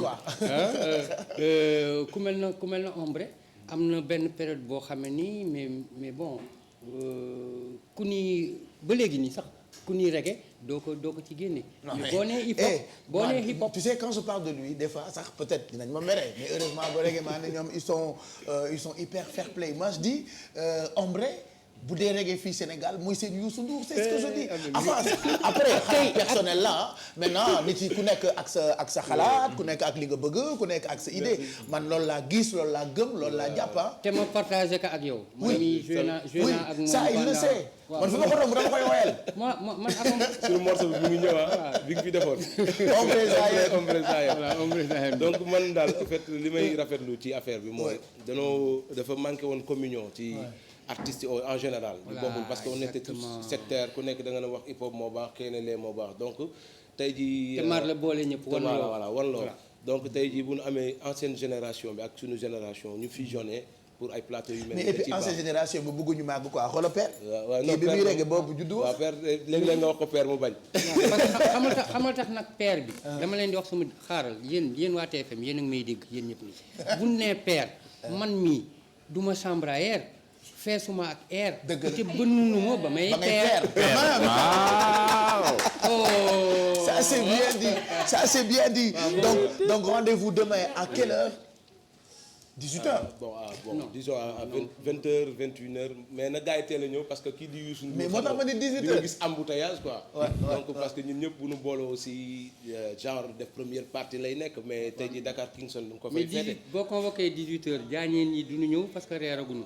dëgg la c'est problématique parce qu'ils sont très nombreux dans le reggae donc on a dit vers 20h30 convocation 21h ñu mën a door parce que y a quand même une chorale de reggae man boo xamee ne pour que l'on puisse accompagner ñoom ñëpp nii ba pare de bons musiciens on parle souvent des artistes mais reggae forum aussi moo di que ay bande la ñu donc bande boobu noonu ñoom Ama Diop ñoom Atoumane avec plusieurs batteurs ñoom Claude di échangeante moom ak ñoom janvier Tim Shell ils seront représentés par Picsou. d'accord. Après il y a donc benn backing band en fait mooy jouer le échange de musiciens yu bare ba ci Youssou c'est-à-dire Ombre Zayen Youssou tous les artistes Kay Massar tout le monde loolu moo ci intéressant en fait benn backing band backing ñëpp par exemple moom laay wax ancienne génération bu ñu ñëwee permettre benn nouvelle génération di leen jouer ça veut dire que voilà communion am na foofu donc ñu ngi invité ñëpp ñu ñëw jënd ticket yi yomb na 2000 francs rek la ñu jënd ko cherul xam nga groupe yooyu boo leen boolee pour 2000 francs boo xoolee may la mais xam nga booy organiser frais d'organisation yi donc c'est une fête je vous invite tous à venir support reggae music hip hop music 11 mai la ñëpp xam nañ ko positivity parce que on parle de reggae on a été stigmatisé pendant des années tey ñëw nañ nouvelle génération ñëw non loolu jeex na donc bu njëkkoon quand tu parles du 11 mai on te parle de Yamba on te parle de Bon alors que loolu bokkul sax ak idéologie Bob Marley loolu bokkul ak idéologie reggae man te gis nga Pape Cheikh bi ma jógee France en 86 sama première interview yi ak waa presse ci période boobu la woon dama leen ni ñun ñi on va Pape Samba Thiam rek kii réalisé émission bi nee na en 86 ñaata at nga amoon man mi en 86 nag gis nga bu ma ko waxee parce que fi mu nekk nii gaa ñi am naa juróom benn fukki at ak benn ak lu topp loo tax man mii maay le plus vieux des jeunes et le plus jeune des vieux dégg ngeen boobu voilà c'est ce qu'il m'a dit ici donc gis nga dama ni ñëw daal ni nous allons changer l'image des règlements te Marley bi nu dajee wax naa ko que erreur fondamentale historique bi ngeen def nii mooy ngeen def ba nga xamee ni reggae ak yamba ak ganja dañ ko def nii alors que ça n'a absolument rien à voir donc moom mooy daw ba léegi nii mais heureusement tu vois yaa ngi fi pour dindi cliché boobu noonu mais dindi cliché boobu dañ na léegi dañ na merci chaque année li ngeen di mbébét on se rend compte qu'au fur et à mesure ñuy dem am na ay changements il y a quelques années déjà derrière daawuñu woon am possibilité amuñu woon évolution bu baax reggae Sénégal mais on se rend compte que gars yi ñu ngi teg ay affaires et que évolution baa ngi am ndànk-ndànk c'est-à-dire am nañu envie tey gis spectacle Ombre Zayen grand théâtre tey am nañu envie peut-être African Dinkelu wala Ombre Zayen wala stade Léopold Sédar Senghor des trucs yooyu noonu defe naa ñun actuellement soxla nañu ko non décembre incha allah au mois de décembre incha allah décembre xam nga dama ñëw indi album 2007 du ñu laal weccet présenté gu ma ko fi. donc naa ko fi présenté te depuis bi ma ko defee macha allah donc def nañ soirée de lancement bi Just for yàggul. et mu fees bu baax a baax. décembre lay ñëw il faut que ñu changer donne yi. c'est-à-dire ñun artistes reggae yi. wax album bi naka la. 2007 du ñu laal weccet. du ñu laal weccet donc te loolu gëm-gëm la. weccit bi du lii rek de ah. weccit ci xel weccit ci xol. voilà donc il faut que ñu dem vers les médias c'est-à-dire avoir une présence médiatique te loolu ñun ñoo ko war a sàkku quoi. pour ñu nekk suñu rokko bëgg gars yi di ñu fekk si donc il faut que ñu dem am ouverture te li ñuy def macha allah groupe bi fu ma la limal yëpp li ñuy def dafa neex te yow bëgg naa suba nga ñëw fa parce que maa ngi leen di invité tout le temps pour ngeen ñëw te damay bañ boo leen ñëwee ba dugg ci biir dootoo leen génn suba déjà 7h du matin damay def yeewu leen spécial 11 mai waaw comme d'habitude mais guddi gi leen wax de 20h doxantul ba jës ba dute sec donc je finis à 11h bu soobee yàlla ma dem xaar leen Douta Seck ngeen ñëw 20h mais je voulais ci seen présence recevoir benn boy boo xamante ni boy bi daf ma jaaxal quoi c'est un phénomène. non c'est un phénomène. phénomène là phénoménal il a toujours été comme ça. ouais donc xam naa ne moo jëloon hip hop feeling je pense deuxième bi xaw ma troisième édition bi. mais mu ngi marqué présence instant bi parce que boo dafa ñëw ak ay punchline yu kenn mënu comprendre. alors je voulais que ñu jox ko micro mu ñëw taxaw fii comme ça grand yi wax ak moom kaay el phénomène ne taxawal fii nga téye micro yow taxawal fii tey dañ koy juger en fait boy bi déjà dama ko mere tey parce que voilà tournel nga jàkkaarloo ak caméra bi ana sa chaise anglaise d'abord mais lu tax nga di woo chaise bi sa chaise bu ndaw boobu. waaw dama xam ne bon fii am na ay chaise moo tax te kër goo dem am na chaise moo tax ma bàyyi sama gars. mais da nga bëgg ñu dem jëli suñu chaise ñëw indil la ko. waaw ça dépend de. mais yow chaise boobu ngay gàddu fooy dem di ko yóbbu chaise lan la. bon en fait chaise bi comme que artiste la benn affaire la quoi benn matière la boo xam ne xam nga artiste moom matière bu mënti jël war nga si mën a def. mais chaise bi si matière lan la. matière ay période fécale lay joxe. matière matérialisme la quoi. loolu ça complémentarité wu la. mais matériel bi yow foo ko teg el phénomène. bon parce que premièrement dama gëm sama bopp. d'accord déjà soo gëmee sa bopp doo ragal li ngay def te da ngay fier si li ngay def et puis da nga si xam nga day ànd ak fou quoi tu vois. ok mais tamit contexte bi. tamit damay gën a fier si li may wax quoi parce que tamit sa papa lu mu nekk président warul mun tax nga yeb sama papa bi dem ren voter quoi. d'accord donc tant que ça reste ainsi c'est du matérialisme quoi. d'accord tu vois. mais amul leneen lu teggi lu ñàkk teggi ne wala affaire yooyu lépp dañ ko teg ci tempo. d'accord dañ ko jéem a def xam nga moo tax sax ñu ñëw yeewu leen. ok pour wane ne que ni en fait loolu ñëpp a ko moom mère pa ñëpp xale parce que ñëpp a koy bëggee quoi. d'accord soo seetee ne soo daanee vidéo bi rek xam nga. léegi balaa ñu décortiquer parce que dama bëgg ñu décortiquer paroles yi détail par détail dama bëgg ñu déglu ko ci kanamu Iba Gaye Massar kanamu Ombre Zayam kanamu Aïssatou Paye Fall. T'as jamais écouté la chanson? Non. Je te jure, je l'ai même dans mon téléphone man moom lay sonné son portable. ci kanamu Mado ci kanamu Alfi mi nga xamante ni yooyu la bëgg ci kanamu Mary Bey Diouf ci kanamu Mamadou Ndiaye mais mën a yow par contre mën na génn parce que góoban yooyu duñ ko mën a dégg ci kanamu journaliste bi gën a yaru Mamadou Mouhamed Ndiaye. Allez, montrez-moi d'abord la chaise anglaise. La chaise elle est là. Yeah. Pourquoi ngay doxantoo foo toll chaise anglaise. bon premièrement bii seen chaise la. bii du suñu chaise de. bii seen chaise la bii seen chaise la bii du sama chaise. allez on met le son nañu déglu woy bi et puis juste après ñu décortiquer ko c'est parti.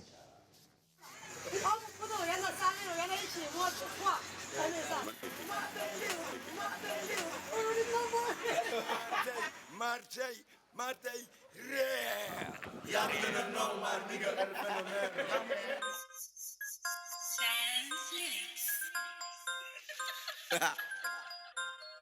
yaa ma gën a naw kii day jaawale rus ak ragal nit yomb na waaye nit moo jafe koy rek a dul gis respect ragal bat nangul du rek nit moo jafe Martey rare yaa ma gën a naw maa ni nga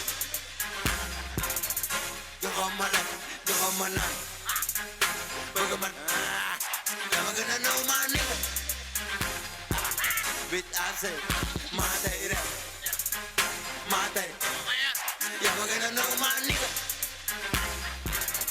joxoon ma la joxoon ma naan bëgg man yaa ma gën a naw maa ni nga ase Martey rare loo ma mën a jaay bit dina yàgg lamb high hitters dinga yàgg lamb toma sedd ci gaalu xaj may lekk nigga comme bu coobi ci bit danga yàgg lamb maa tey yuxu wuuma la may day su ma neexee réew kër joxoo ma añ joxoo ma reer ah kay maa tey sukkaroo sama café cigarette sax ku jëloo ma ko bëgg di ma fatal du ma raw ngay mën a naw ka ni du ma yow soo ko ñëw maa nig maa yaa ma gën a naw maa nig bitch maa tey jàkka yor boole koog réew non maa bañ du ma la noot sigi di la si ñaay bañ tu fa sa maan respect bu maan c'est que moom maay ba yow yaay bañ waruma la jox jër dafa dara lu dul jëfër da ci abisé warama def son def ko le son nga ci abisé maa tey rew yaa ma gën a naw maa nig joxoon ma lekk joxoon ma naan bëgg man yaa ma gën a naw maa nig bit ase maa tey rew maa tey yaa ma gën a naw maa nig joxoon ma lekk joxoon ma naan bëgg ma laat bëgg ma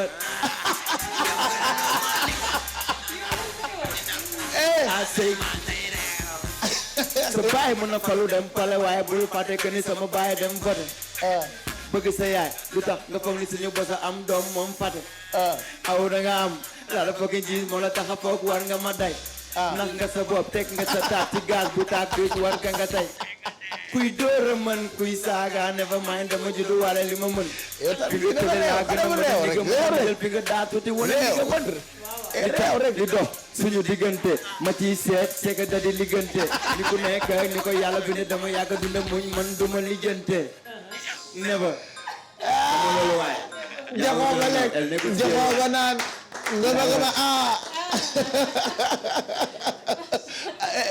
je sais pas Iba noo gisee c'est un phénomène el phénomène ouais xam nga artiste moom li ci neex mooy nga mën a am itam empreinte waaw day niru mu naan maa tey mais li muy def aussi moo ko tey moo ko tey parce que tey ko weesuwul version vidéo bi bokkul ak version originale bi kon xam nga moo tey réew kon xam nga li mu nekkee moo ko tey waaw xam nga moom artiste bi dafay wone lenn mais moom melul noonu ok boo ko déggee mu wax nii nga xam ni nandite maan la respect parce que gis nga li ma ci gën a neex ci clip bi mooy la chaise royale anglaise bi nga xam ni on vient de fêter les 99 ans de la reine anglaise chaise anglaise la tudd dama amoon benn nijaay boo xam ni bu mosaan ñëw kër yow tam gàtt mas ngeen dégg Iba Gueye Bassar lu waaye gàtt dégg Iba Gueye Bassar dama amoon benn nijaay boo xam ni bu mosaan ñëw kër ga dafay ñëw daal ni ma fils ma ni ka mu ni ma où se trouve la bibliothèque nga ci chaise anglaise ba dafa amoon ay aventure yu ñu fa daan def donc foofu bibliothèque ba donc chaise anglaise bi dafay am ay njëriñ yu bari donc maa tey waaye nag bon naka gaa ñi dégg na dégg leen ko fa dégg-dégg quoi vraiment voilà fa dégg-dégg. parce que c'était des coins lecture à l'époque. waaw c'était des coins lecture. mais la bibliothèque. voilà. donc ba tey donc itam bu ngeen ma gisulee suba 11 mai dee naa tey. yow léegi il faut lu tax nga réew loolu laa bëgg a xam lu tax nga tey réew quoi man loolu laa bëgg a comprendre quoi. en fait yow tam. mooy comme li mu la wax rek quoi. li nekk si man moo nekk si yow. dama gëm sama bopp kii gëm boppam caméraman yeeg ñëpp gëm seen bopp. li tax ngeen yeewu fajar ñëw fii def li ngeen def parce que da ngeen gëm seen bopp. dëgg la whatever lu ngeen mënti wax di ngeen ko mën a di ngeen xam lu ngeen dépendre te teewul du ngeen wàcc seen yoon quoi. et puis tu as raison joxoo ma lekk joxoo ma naan ba pare bëgg ma. loolu la quoi yow xam nga. bëgg ma kii quoi. joxoo ma lekk joxoo ma naan bëgg ma yóbbu kër yaama tamit. bëgg ma kii quoi. donc loolu quoi et puis surtout damay souligner père respect quoi. xam nga respect franchement parler parce que yow comprendre nga message bi quoi. et puis c'est pas pour man c'est pas dur à comprendre quoi c'est pas difficile à comprendre mais juste que sénégalais moo ñemee xam nga rëyal affaire quoi. te moom li mu dëgg looloo gën a rëy. xam nga fii télé yi dañuy teg film yu gën a garaaw man li may wax. dañuy teg film yu gën a garaaw man lu may wone ah mais léegi juste que en tant que artiste bind naa sama texte mais texte comme dictionnaire comme kii en fait dissertation wala affaire yooyu am na sujet am na introduction développement conclusion donc le sujet peut rester maa tey réew léegi yow bu fekkee ne en tant que sénégalais bu naa fekk da ngay dégg maa tey réew ne non wala mais yow xam nga yow loolu garaawul quoi déglul contexte bi pour comprendre et puis comme man mën naa réew sañ naa su ma neexee réew su fekkente ne li may sama réewande dama ko teg ci. ils ont écrit quelque chose positif loo xam ne lu positif la quoi donc. loolu rek la maa tey réew fi Sénégal ñun pays jàmm lañu pays Cap Forêt donc si loolu la yem quoi. c'est quoi qu'est-ce que dafa am loo ci dañ ci wax dañu ko critiquer ils ont dit que baaxul ou pas. non du critiquer mais juste comme soo gisee comme fi may naan bëgg ma day bi ma dindi day bi foofu juste am na télé yoo xam ne émission yi ma jot a def ma ñëw fii du ma wax quoi. mais yow émission bi sax dañ koy dagg am Samba bon on est obligé dagg émission bi sax léegi yow dañ lay dagg non li nga wax nii bu ko waxati. léegi voilà nag noonu la demee nag. léegi xaaral léegi dama nañu dagg émission bi une bonne fois pour tout quoi mais kii mais am bàyyi ba yóbbu sa chaise bi nga wam utiliser mot bi boo yóbbul chaise bi rek censuré ko. waaw mais c'est pour ça nga xam parce que ñaari option la quoi am na bu am loolu noonu ngay bañ a dégg am na bu amul loolu donc mooy li mu lay wax quoi. yow mi nag yaa ñu bëgg kii. yow yaa def mais donc loolu la quoi. quels sont les projets lan nga prévoir. bon projet yi mooy xam nga idée bi quoi instant bi nii dañu génne vidéo parce que ñëpp ko doon laaj quoi. d'accord léegi ci promotion bi lañ nekk nii. ok bon loolu tax sax moo ñu indi fii quoi mais sinon ñu ngi waaj a génne produit bi quoi incha allah bu boobaa gars yi nañ gën a comprendre que ni lii catuwee rek lañ jot a gis ci produit bi quoi. kon li ñëw moo gën a garaaw. waaye gën a garaaw yooyu génn. waaye benn instant. waaw mais damay ñaan yàlla loo xamante ne ni xam nga mooy day yëngal Sénégal quoi parce que man franchement. yow lii nga yëngal na Sénégal nga bëgg mu yëngal des na quoi. déjà à cause de toi émission bi kenn du ko rediffuser. non gars yi dañ koy bëggee après di nga. non bu tey bi kenn du ko rediffuser. non. yow kii nit la. ba toute façon ah. yow joxoon ñu lekk joxoon ñu naan nga bëgg ñu. non man su ma leen bëggoon def loolu moom damay indi chaise bi franchement pas. xam nga je l'ai pas. et nous sommes loo koy wax ombre lan nga koy wax. am na lu important parce que man mii nii gis naa benn designer boo xam ne nii. mais salon bi yëpp. moom buy jaay salon bi yëpp. à partir de chaise anglaise ak li nekk ci foofu moom la ko defaree. d'accord mais yoo xam ne ni daf ci am ay or ay affaires. waaw ça existe mais bon ci délire artiste la. waaye Sénégal itam nag xam nga yow moytul nag. xam nga gaañ yi. non man je pense que c'est li mu def c'est très important parce que. positif parce que dafa jël concours. donc depuis déggaatuñ ko.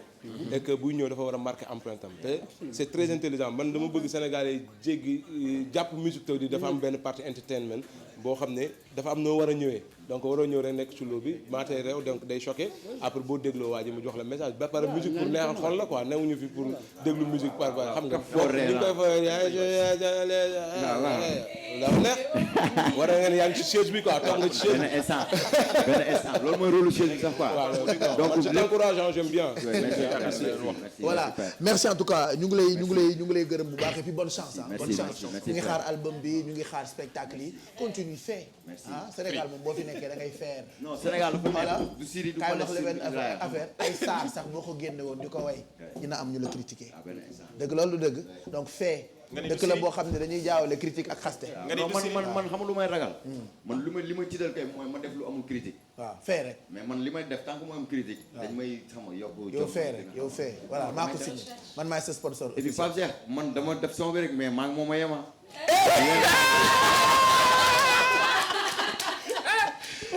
kii joxuma lekk joxuma daal ma bëgg merci voilà Ombre kontaan nañu merci Iba demain on sera de la partie Inch'Allah avec tous les artistes qui viendront Inch'Allah merci et puis Ombre à bientôt ci télé bi il faut que indi bande bi indi album bi ñu présenter ko Dóor live voilà et puis décembre grand théâtre il faut faire man damaa bëgg kuy faire dëkk fee la dama bëgg kuy faire voilà. merci encore jaajëf merci allez on va finir ak acte bu mujj bi Mamadou Mouhamed Ndiaye lañ ci àndal pourtant on a beaucoup d'invités derrière est-ce qu'on aura le temps de les recevoir tous sur ce plateau on verra maintenant maa ngi xool Alé Dieng mu ngi ci ginnaaw Alfi am na invité Kissima Diabaté nga xam ne c'est un très grand artiste il est dehors moom tamit il est venu nous voir bon parce que ñëpp ci bëgg a dugg mais on verra Mamadou Mouhamed Ndiaye ak daal luy rafeti non sama waa ji nag temps yi moom doy na waar ah. oulala ah. mais fils daal yi rafet na de. est-ce que jot na la. ah est-ce que jot na la. jot na ma kay. yow gàtt dégg nga position bi may sol. kañ weccoo. non bii ma mënul dem. man c'est le rendez-vous du recevoir pas ju donner et du recevoir mais que du recevoir rek. mais non da ngay natt bu jotee ma jox la. bu ñu paree ma nattu ko ana sama piis baak sama junni. junni ma bokk ci piis junni ci la bokk. piis lañ amul benn xew bu ñu joxe piis rek. dama koy wax en direct ci télé bi xew boo dem piis ak junni. mbubb ak junni dañ lay jox piis bi jox loolu ko ñaw. man piis lañ ma jox. mais ak junni wóor na ma j'ai enquêté. wóor na la laajte naa. waaw après ñu lijjanti ko piis bi moom mi ngi ci man. bon nañ def revue de presse bi après ñu commentaire ci. ayca jërë ngeen jëf. Pape nañu door ak l'observateur mi xëy ñëw ak ñun ci lu ñu fi doon waxtaanee fan yii yëpp observateur da ci xëy dal mu di Yaya Jammeh mi demoon ca CEDEAO doon fa clamer Sénégal ndax frontière bi nga xam ne tëj nañu ko blocus ba ca am yéenekaay bi nañu ba ñu demee ci CEDEAO ànduñu ak Yaya Jammeh ci plainte bi ndax dañu gis ne daal yëf yi fi nga xam ne foofee la ko Jammeh bëgg a teg du mbir mu tegu maanaam ci gàttal li mu wax yayul waa CEDEAO Walfadjri moom it xëy dellu si ci mbirum Gambie ak Yaya Jammeh ak la fa xew journal bi nañu lu aju ci négociation yi ñuy séntu ci diggante Banjul ak Dakar Jammeh nee na négociation du af li fekk blocus transgambien bi dindiwuñu ko loolee mooy waxi Jammeh mooy position Gambie ak la fa xew blocus ba fa am yéenekaay bi di Walfadjri xëy ñu xamal ne daal am na ay jafe-jafe yoo xamante ne ji indi na ko ci économie bu réew bu Gambie Le Soleil ñëw ak ñun ci Sénégal ak njiit la di Macky Sall démb ca Diamniadio ba mu fa demee doon teg lu aju ci deuxième génération Diamniadio mu di liggéey yu ñu amal foofe yéenekaay bi nañu door nañu ko stade Omnisport ak benn parc d'exposition ak benn hôtel boo xamante ne ji moom la liggéey bi soxal dinañ ko liggéey ba mu sotti fii ak fukki weer ak ñeent maanaam at ak ñaari weer Diamniadio en chantier las moo xëy boobu le titre lancement travaux deuxième génération bu Diamniadio yëf yàgg na mu demee las xëy ci dellu soit xëy ñu xamal ne kon démb la ñu ko door président Macky Sall mi ngi wax ne daal suufu Diamniadio nañu ko jox ñi nga xamante ne ji ñoom ñooy ñi ko mën a liggéey ci libération kaddu président de la république mu di Macky Sall nee na Diamniadio bisa ngi ci bési dana doon ville bi ëpp lu muy ñoddi ci aw nit ci sous région bi yépp Macky moo wax loolee moom Macky Sall mi ngi ci la tribune moom ak Abdoulaye Wade dañoo war a déggoo ay kaddu la yu bawoo ci soxna Oumou Salamata Muntaga Tall moo ko wax wàll la turbine ba noppi leerale leen bis ba fa Macky Sall demee doon ko jaale li nga xamante ne ji moom Macky Sall waxtaane na ko ak soxna si dialogue bi muy wax ci réew mi moom Macky Sall grand place xëy ci dellu siwaat xëy ñu xamal ne Abdoulaye Wade non seulement ànd na ci waaye jot na tànn ñi nga xamante ne ji ñoo koy teewal ci dialogue boobee Omar Sarr yéenekaay bi nañu moo war a jiite négociation yi dem na Paris gisee ak Abdoulaye Wade léegi tey kon ñu door waxtaan wi ci seen biir enquête ñëw ci Abdoulaye Wade ak ñi nga xam ne ay doomi boppam la ñu te ñu wan ko ginnaaw bàyyi ko bokk na ci Modou Diagne Fada Pape Diop Abdoulaye Baldé Souleymane Ndéné Ndiaye Serigne Mbacké Ndiaye Abdou Khafour Touré ñoom ñëpp yéenekaay bi nañu dem na wéetal seen baay les fils bannis de Abdoulaye Wade doomu boppam di Karim Wade moom mi ngi ci réew mi quotidien Karim ak li ñuy waxtaane ci réew mi di retrouvailles libéral yéenekaay bi nañu Karim Wade àndu ci teyit mi ngi xam ne daal Macky Sall moom Karim bu nekkee ci kaso bi Macky moo ko teg kon na ko assumer lu mu ci góobee na ko gar ñu dem ci le quotidien fekk fa kii di Aminata Touré ak Mariama Sarr ancien premier ministre ak kii doon jamono ji ministre de la femme li xew journal bi ñu moo di ci diwaanu Kaolack bu ñu moytul yëf yi nar naa tar foofee ndax kii di Mariama Sarr Aminata Touré ma nga ca Saloum ngir fas ko yéene fitnal lu aju ci wàllu politique la nag Aminata Touré jóge na Grand Yoff dafa bëgg a dem kon milité ji fële ca Kaolack wane fa boppam wane fa dooleem Nafissatou Diop Cissé wax na ci xët mu njëkk yéenekaay bi lii la wax nee na Aminata Touré bu ñëwee Kaolack danañ ko gën a teeru ndax mën nañoo yokk doole ci wàllu politique Pape. merci Mohamed. Mimi ndeke waa Kaolack la. waaw. il paraît ouais moi j'étais là-bas. bah ouais toujours ah moi j'étais présent bi maître Nafissatou Diop di wax de. di wax la maa ngi toog. di wax la. ne ko ñëwal fii Kaolack yow fii nga fekk baax. c'est après que j'ai compris que Mimi Touré elle était de Kaolack. Ah, effectivement. c'est ce jour-là que je suis. ci laa xam ne Saloum football bi sax su ma juumul. ah su ma juumul mas naa football seen équipe bi. dara football. waaw. ah ça je savais pas. ah yii elle bu gaaw la woon. oui jàmbaar la de moom Mimi Touré. ah ben c'est cool mais merci Mamadou Mohamed. jaajëf ñu ngi lay gërëm bu baax Mahmoud daal lii dégg nga si mi ko foofu ci buntu bi bàyyil ma ko bu may ñibbi yóbbaale ko je pense que dañuy def journée continue ah nañ def journée continue.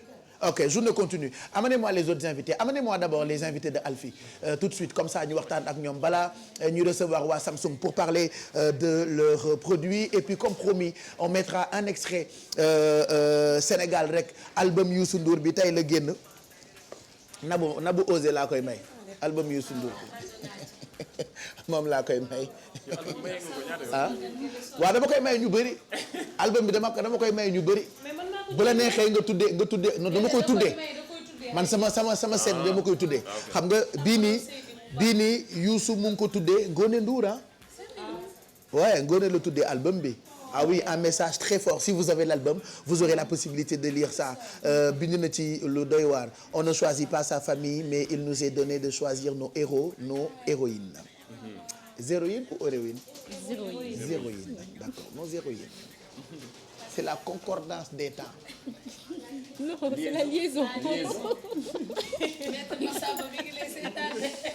Pape tey ngaa jàll ci tuddee bi rek tuddee rek waaw. ah waa takku li nekk yow. Bonjour mon ami. Attends-nous un peu, on arrive. Ici c'est la télé. Faire ce qu'on veut. On ne choisit pas sa famille, mais il nous est donné de choisir nos héros ou nos héros. Non zéro. Nos héros. Héroïne. Mais héros ak héroïne la ñu bind. Nos héros ou nos héros? Nos héros. Nos héros léegi héroïne nag pourquoi léegi man ni héroïne wala wax héroïne. yaa ko tey yow tam bu naree daanu day jël suuf si jiwoo. Bon, on ne choisit pas sa famille, mais il nous est donné de choisir nos héros et nos héroïnes. Le destin amène sur nos trajectoires des personnes d'exception, des personnes qui, de par leurs actions, foofu la liaison valable pour quelqu'un qui n'a pas fait les bancs, de par leurs actions et leur présence, lii mënuma ko lire, vous insuffle détermination et volonté à vous surpasser, vous inspire à faire le bien et à être dans le bien. La vie m'a permis d'avoir la chance de connaître, de côtoyer et d'apprécier quotidiennement une de ces colombes. Plus qu'une sœur, elle est une seconde maman qui a toujours été présente positivement dans ma carrière et dans ma vie. J'aurais pu écrire des livres sur elle, tant elle me comble de fierté. À cette grande âme sensible, à cette battante d'une dignité incommensurable, je dédie cet album. Merci Ngoné Ndour. Mais man rek ci poète. waaw doy naa damaa kii léegi ñamu mbaam laa dañ may tuuri waxa doy naa ba def ko ñamu mbaam. Donc l'album est là, disponible tey jii la génn Sénégal rek lañ ko tuddee. Allez, Alfie reçoit son invité tey mu neex de mën ngaa fay rek mu bëgg a takk xeer di plongé. ma demal ay c'est invité. waaw Baye Fall ñu ngi lay nuyu. maa ngi leen di fay bu baax. ñu bàyyi la nga présenté wu sunu mbokk téléspectateurs yi lay seetaan ak lan nga ñu andil tey ban événement ngeen di préparé fële ca Ndar Géej. waaw en fait maa ngi nuyu ñëpp di remercier ñëpp ci invitation bi. attends Baye Fall bu fi invité waat dégg suba inchallah. Baye Fall ñu ngi lay déglu bienvenue. Je remercie tout le monde, je remercie Alfie pour l'invitation. C'est Pape Cheikh. C'est Pape Cheikh. Oui, c'est Pape Cheikh. Excuse-moi, Pape Cheikh. mu ne day remercier je remercie Alfie ma ne ko non c'est Pape Cheikh. Ah oui merci. Je remercie aussi mon styliste Sidi Diambo aussi qui m'a habillé donc pour ce plateau. Donc en fait je suis là pour parler un peu de Saint-Louis Fashion Week. Saint-Louis Fashion Week qui a été initié par Mame Malette Niang de la Galerie Tchouch. On a fait une première édition, deuxième édition. Cette année, c'est la troisième édition. Mooy troisième émission. Voilà, troisième édition. Et troisième édition bi donc on a voulu un peu réussir un peu l'événement. Donc c'est pour cela on ñu jël ay nit boole leen ci ay yenn partenaires. ku ci mel ne Ella Diagne l'agence UELA. Donc Saint-Louis Fashion Week défilé la. Défilé de mode en fait. Défilé de mode qui va montrer la mode sur Saint-Louis. Et beaucoup d'invités. yeneen invités yoo xam ne jógee depuis Guinée internationaux quoi en fait. Voilà c'est ça. Créateurs yu ñëw présenter seen ay modèles. ci Saint-Louis Fashion Week. Ah ça c'est top. Et puis Saint-Louis dafa bëri ay créateurs yu fa nekk. Trop même. C'est pas la première fois je pense ngeen di organiser Saint-Louis Fashion Week. Troisième édition. D'accord donc rappelez date bi ak fan la pour permettre aux gens. D'abord le vendredi on commence par un vernissage dans le complexe. Le samedi on a défilé de mode. Le dimanche on a défilé de mode. C'est 2 jours de défilé de mode. Ouais. D'accord yan heure. Samedi ban heure la à partir de. On commence tôt. On commence à partir de 16 pour permettre pour ne pas déranger un peu le jazz quoi. D'accord donc kon défilé yëpp bëccëg bi la. yëpp bëccëg bi la yëpp bëccëg bi. Ouais bëccëg bi. Ah c'est bien c'est bien. fan la. si mbedd bi en fait. Ah oui c'est top ça. si mbedd bi lañ koy defee. D'accord devant la galerie Tchouch. Galerie Tchouch moo defar Galerie Tchouch complexe la en fait initié Mame Malène moo ko moom. Donc c'est en ville. C'est en pleine ville. D'accord. Ca Ndar. Ca Ndar. Bon, mais en tout cas on est très content Baye Fall et bonne chance, nous on viendra de toute façon et puis dinañu ko filmer après wan ko téléspectateurs yi parce que ñun tamit nous sommes partenaires ci festival de jazz bi. Quel sera le message pour ñi nga xamante ni ñoom nga bëgg ñu ñëw fekkee Saint-Louis Fashion Week bi? En tout cas surtout la population saint-louisienne. Nous en fait on a initié Saint-Louis Fashion Week avec Maman Madeleine spécialement pour la mode à Saint-Louis parce que la ville de Saint-Louis regorge beaucoup d'histoire. Surtout les signares que nous avons et tout ça. On veut tout montrer ces jours, tu vois, pour que nos invités yi jógee extérieur ñu gis que ni nous on a notre propre culture. Tout à fait. Voilà Ndar aussi dañu am suñu ay cosaan ak ay aada. ñu koy génne wane ko ci Saint-Louis Fashion Week bi. Voilà kenn du mer en fait. ñëpp ku fa ñëw. donc invité nañu tous les mannequins. comme ni ñu ko defee. et tout nga xam ne ñu ngi dund mode. ñu ñëw fekkee loolu. mais mannequin maire yi ñoom Alfie nag dañu war a ñëwaat. waaw si Alfie ñoom vraiment damay remercier seen contribution seen participation bi ñu nar a def ñoom. parce que wan nañu en fait mode waaw. bàyyi leen ko xale yi dañuy dooleel xale yi. moo jiite ñëpp indi leen ñu leen dañuy dem jàppale ji Saint-Louis Fashion Week. il le faut donc vraiment ñu ngi remercier aussi tamit seen participation boobu quoi. lu rëy la ci noonu mënoon nañu laaj cachet laaj ñu cachet. dañ ñëw jàpp ci mu tax mu nice. voilà merci beaucoup Baye Fall. merci beaucoup. allez Alfie tàggul ak sa invité. waaw Pape day woo ñëpp nag Alfie ngi fa ñoom Yacine Bar ñoom Farjo. donc ñëpp a ngi mobiliser pour dem soutenir waa Saint-Louis. parce que xam nga mode bu xewlee nit ngay dund mode da nga ci war a participer. donc ñun du xaalis bi kese moo ñu yëkkati mais dañu bëgg di dund mode dañu gëm mode moo tax dinañu jaral nañu déplacé wu dem Bandar sama dëkk Pape jàppale leen kon rendez-vous bi le 14 le 15 mai la Pape Pape Doudou Thiam a ngi fa ak équipe bi yeewu leen bi ak équipe bu TFM bi équipe yeewu leen ba équipe bu TFM bi yëpp man ak Mado dañuy dem parce que ñu man ak Mado bu ñu demee rek waa yeewu leen dem nañ Pape merci voilà merci Baye Fall merci Baye Fall on va finir cette partie prendre une petite pause et puis je vous retrouve juste après pour dernière partie bi yeewu leen plus ñu ngi jéggalu ci yeneen invités yi peut-être on les recevra d'ici mardi prochain ou même demain parce que voilà c'est vrai que ñëpp bëgg nañu partager seen ay activités ak li ñu am ak yeewu leen parce que grâce à vous yeewu leen première matinale fii ci Sénégal mais mënuñoo def lépp de toute façon ñu ngi leen di gërëm bu baax Aïssatou Paye Fall mardi prochain on te retrouve inchallah koy gënal bi koy gërëm bi chic déedéet tey gërëmuma kenn. tey gërëmoo kenn. déedéet d'accord Aïssatou Chic rek ngay gërëm. merci beaucoup Mado on va parler des femmes demain ces femmes rondes tey dañoo nëbb reportage bi waaw. voilà ni la foog nu lay duggee mais ndekk ni la duggee voilà. donc juste remercier bu baax Nabou Création nga xamante ne ci collection yi nga xamante ne moom mooy plissé yu bees tàkk moom la ma habillé numéro de téléphone am di 77 639 12 21 du ñàkk tamit dinañ ci def rubrique pour jàppale toujours Sénégal parce que ñoom dañoo bëgg lu fashion. merci Maymouna Gueye Bambalo à mardi prochain. Complexe Sophia pour la coiffure. Tafatlaye Kena. jeex na merci Meribé Diouf à mardi prochain. À mardi prochain pour plus d'innovation. Et de technologie. Oui. D'accord Mamadou Ndiaye à demain. À demain inchallah. Merci à 6.9. pour dóoraale. yëpp. Merci à demain et merci à 6.9. 6.9 il a beaucoup de talent. Je porterai sa chemise certainement. Oui, mi ngi préparé premier anniversaire le 29 mai. Ah oui, on en parlera. On finit cette partie ak Songu Daan Akon Youssou Ndour c'est un très beau titre ngeen déglu ci tuuti waaw nañu ne yuuxu bi après la pub. après la pub. après la pub. après la pub. yow nekk doo yuuxu. Oh. À tout de suite.